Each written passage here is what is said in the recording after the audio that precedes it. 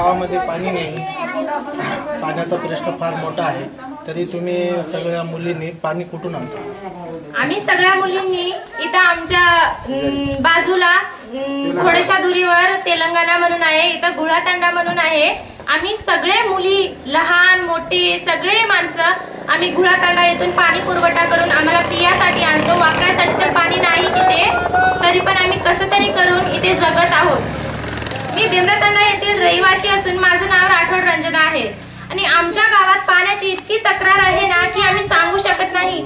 आम्ही इथे पाण्यासाठी एक एक थेंबासाठी तडफडतो. आम्हाला फक्त एवढंच सांगायचं आहे की आम्हाला आमच्या या गावासाठी पाण्याची आणि रस्त्याची काहीतरी सुविधा करून द्यावी, ही आमची नम्र विनंती आहे.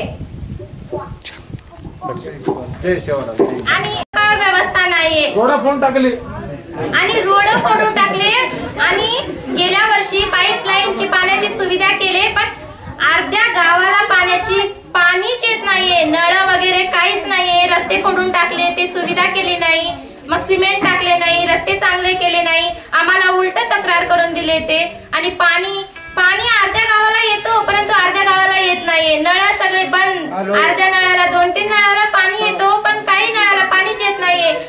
आम्हाला पाण्यासाठी इतकी तक्रार आहे ना, आम्ही सांगू शकत नाही. आमच्या गावाची, मी या गावाची रहिवासी असून एवढं सांगू शकते की आम्हाला या गावासाठी काहीतरी नियोजन करून द्यावं. आम्हाला कुठून तरी पाण्याची उपलब्धता करून द्यावी, ही माझी कळकळीची व माझी व माझ्या गावकऱ्यांची विनंती आहे.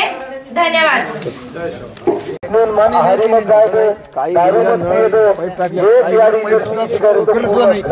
अंग काय गेली की हे काढून घ्या तुम्ही नाचो शिक्षण शिका, कारण तू आपण जे करता वेला वो वेला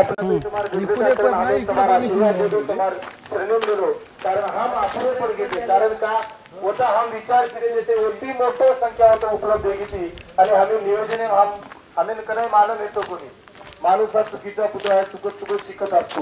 कारण हम प्रगाढ़ चुके जे आपका काय चुके तो भी हमें माफ करो, कारण हमारे धर्मे सारूच बोलायचं आणि समाजे सारूच बरोबर. आणि एक शेती मोठी इतिहास शेण जाऊ अपने महाराष्ट्र राज्य मुख्यमंत्री माननीय देवेंद्र फडणवीस उधर अर्धांगिनी अमृता फडणवीस आज भारतीय में एक आगो इतिहास निर्माण बंजारा समाज पोशाख आणि आता भारत देश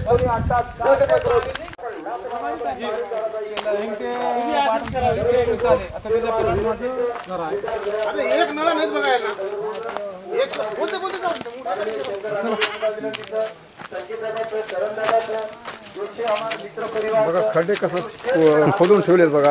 आमच्या घरासमोर चालायला येणार बरोबर. ह्या रस्त्याला अंधारामध्ये चालायला येणार. इकडे तर एकदम लाईट नाही, एकतर काही नाही. रात्री चालायला तकलीफ.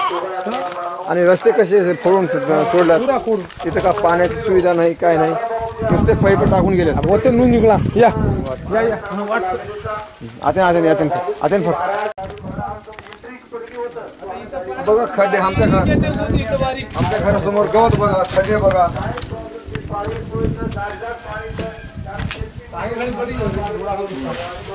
बघा खड्डे कसे खोदून सोडल्यात, पाईप सोडल्यात. त्याला का जेवण करणं काय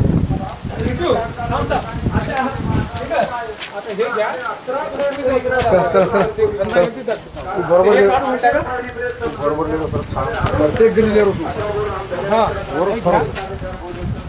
काय खड्डे नुसतं खड्डे गवत काय याला नाले. आम्हाला वाटाणार रस्त्याला नाले. काय गाड्या येणार, गाड्या नाही. माणसाला चालायला येणार रात्रीला. इथं का लाईट किडा. बघा इथून हे पाईपलाईन अर्ध्यापर्यंत केल्यात. अर्ध्यातून पुढं पाईपलाईन नाही आणि काही नाही. बघा हे पुरं नाले आणि एकतर काय लेवल करणं नाही. आणि तिथून एवढा अर्ध्या गलीला पाईपलाईन केलेत. तिकडले घर पाणी कसं हे अर्ध्या गलीपर्यंत पाईपलाईन केला. इथून पुढे पाईपलाईन नाही, खोदकाम नाही, काहीच नाही. आता इथून बघा ह्या 2 घराला पाणी, ह्या 2-3 घराला पाणी नाही. हे लोक आता हे का नळ नाही. पहिलेच जुनं कनेक्शन तोडून ठेवलेत. आताच हे नवीन कनेक्शन नाही, खोदणं नाही, पाईप टाकणं नाही, काहीच नाही. एवढे अर्धे लोक पाण्याची त्रास आहे ह्याला. आता इथून बघा, इथून ह्या थोडं थांब दुसरं बोलणार. ह्या गलीला बघा, ह्या अर्धा मधातून अर्धा पाईप सोडल्यात. ह्याला कलेक्शन इकडं ह्या ह्या रोडकडच्या बाजूनं कलेक्शन द्यायचं. ते कलेक्शन सोडून अर्धा मधून नुसतं पाईप टाकलं, त्याला पाणी नाही, नाही काय बी नाही. ह्या गल्ल्या काहीच नाही. आणि इथून बघा, इथून पुढं पाईपलाईन नाही, काय नाही. हे स्वतः माझं घर आहे, मला पण पाणी पियाचा त्रास आहे. इथून पाईपलाईन नाही, काय नाही. मी पण घोळातांड्यावरून पाणी आणून पिऊ शकतो आणि आंघोळ करायला पियाला सुद्धा पाणी आणतो. माझ्या घरासमोरून पाईपलाईन नाही, काहीच नाही. मला पाण्याचं काही इथं हेच नाही बघा. नुसतं बघा, हे पण गलीला पाईप टाकल्यात, ह्या पण गलीला बघा खड्डे, रस्ते. आणि एकतर काय आमच्या ह्या गलीला, सर्वच गलीला पाणी नुसतं पाईप लावून ठेवल्यात, पण पाणी भरपूर नाही. बघा सगळंच गल्ल्या असेच आहे, गवत कुठं काय. बघा आमच्याकडं ह्याला सुद्धा पुन्हा पाईपलाईन टाकल्यात, हे पुन्हा रस्ते काही लेवल केले नाही. आमचा एक खांब पोल हे तुटलेला हेच आहे साहेब, ते मेन पोल तुटलेला ह्याला. आणखीन तुटल्यावर आम्ही ह्यालाच खडी पण रावल्या. आमच्या लाईटाचे हे त्रास होईल माणसाला आणि जनावरला म्हणून दुसरं खांब आम्हाला पोल कोणी दिला नाही. आता हे रस्त्यानं असंच फोडून ठेवलं बघा. आणि एकतर मोठी रस्ता, आमच्या शाळेला गाडी या जायची, कोणती कार यायला त्रास, आमच्या शाळेला शिक्षकाला यायला त्रास. खड्डे असले, रस्ते असले, आमच्या शाळेला पुन्हा यायला सुद्धा रस्ता चांगली नाही. पुरा पाण्याचं पाणी पाईपलाईन केले, पण कोणतंच काही चांगलं केलं नाही. रस्ते चांगले नीट केले नाही, पूर्ण काही पाणी आम्हाला भरपूर सोडले नाही. उगा फोडून खड्डे तर केले एकतर, आणि एकतर पाणी नाही. दोन्ही गोष्टीने आम्हाला त्रास आहे ह्या तांड्यामध्ये. बघा आता हे पुढे या असंच या रोडला, ह्या लाईनला तर पाणीच निव्वळ संपल पाणी येणं गेलं. कारण का म्हणजे तिथून कलेक्शन दिलेत, पण काही तेवढं पाणी यायला तयार नाही. कुठं दबले पाईप, काय केले कोणी बघायला तयार नाही. बघा रस्ते बघा, या रस्त्यानं आमच्या शिक्षकाला जायला त्रास व्हायले. एकतर काही तर काय कोणती कार येईना, कोणती टू व्हीलर येईना. आज आपण देगलूर तालुक्यातील बेंब्रा या तांड्यामध्ये आलेलो आहोत. आज शिवलाल जयंतीनिमित्त आम्ही बेंब्रा तांड्याला भेट दिली असता इथल्या बेंब्रा तांडा हा गट ग्रामपंचायत तांडा आहे. बेंब्रा या गावाला जोडून हा तांडा बेंब्रा या गावामध्ये जोडला गेलेला आहे. आणि इथल्या पाणी प्रश्न असो की रस्त्याचा प्रश्न असो किंवा इतर सुखसुविधा शासनाचे जे बी आहेत ते या तांड्याला अजिबात होत नाही. म्हणून आपण इथं आज भेट देऊन इथल्या समस्या जाणून घेणार आहोत. सोबतच जरा टोटल सोबत जरा हां असं. आपल्या गावामध्ये पाण्याची व्यवस्था कशी आहे? सर धन्यवाद सर, तुम्ही इथं आल्याबद्दल धन्यवाद. आमच्या गावामध्ये, आमच्या तांड्यामध्ये, आमचं तांडा म्हणजे इथून आमचं गाव एक 4 किलोमीटर दुरीवर आहे. त्या तांड्याच्या ग्रामपंचायत तर अंतर्गत आमचं तांडा आहे. त्या तांड्यामधून आम्हाला पाण्याची सोय अजिबातच नाही.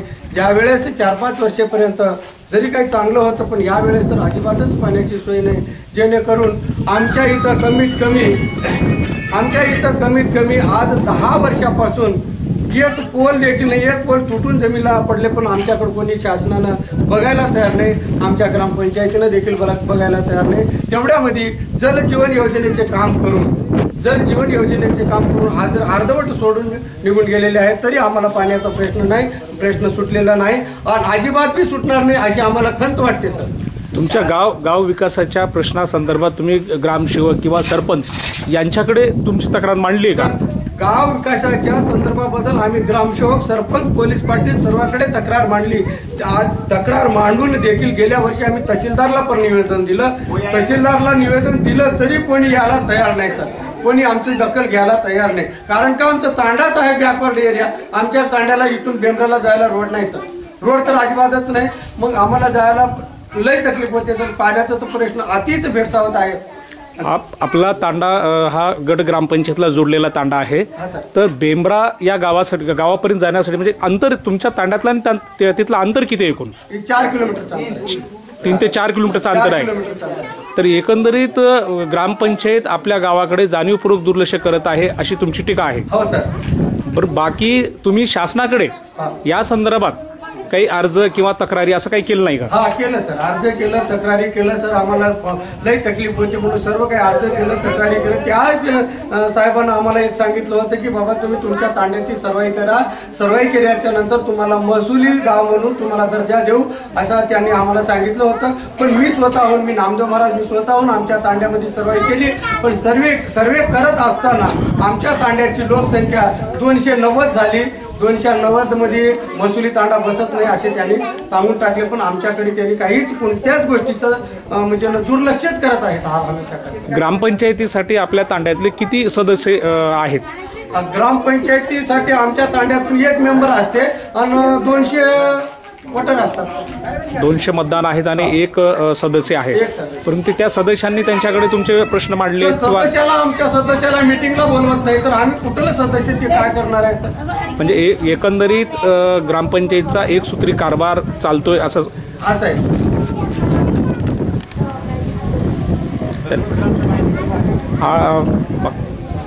दुसरा एक प्रश्न असा आहे की तुमच्या तांड्यामध्ये जे ग्रामसेवक आहेत किंवा तलाठी आहेत तर हे येतात का? सर आमच्या तांड्यामध्ये ग्रामसेवक तर येतच नाही, पण तलाठी तर कोण आहे त्याचं पत्ता आमच्या तांड्यावाल्याला नाही. मग तुमच्या गावातील जी काही कामं असतील किंवा त्यांच्याकडे सह्या असतील, जे काही असतील कामं, तर यासाठी तुम्ही काय करताय की त्यांना तालुका ठिकाणी? सोशल वर्कर म्हणून काम करतो सर मी. आमच्या तांड्यात जरी कोणते तरी छोटे मोठे कामं असेल आणि एखादी जर आम्हाला ग्रामसेवकाची किंवा तलाट्याची किंवा ग्रामसेवकाची, तलाट्याची, सरपंचाची जर सिग्नेचर लागत असेल तर स्वतः बेंबरेला जाऊन घ्यावं लागते सर. म्हणजे आता पुढील ग्रामपंचायतीची ज्यावेळेस इलेक्शन असतील, निवडणुका असतील, तर त्यावेळेस आता तुमचा तांडा त्या बेंबरा गावानं, त्या ग्रामपंचायतीनं एकंदरीत विकासाच्या संदर्भात वाळीत टाकल्याचं दिसून येतंय. तर पुढील निवडणुकीच्या काळामध्ये तुम्ही त्या ग्रामपंचायत निवडणुकीत बहिष्कार टाकणार का? बहिष्कार टाकावा अशी आमची पूर्ण इच्छा आहे. पूर्ण तांडात बहिष्कार टाकणार, कारण का आमची सुविधा नसेल तर आम्ही बहिष्कार टाकणार सर. Okay, done. जय शिवाला.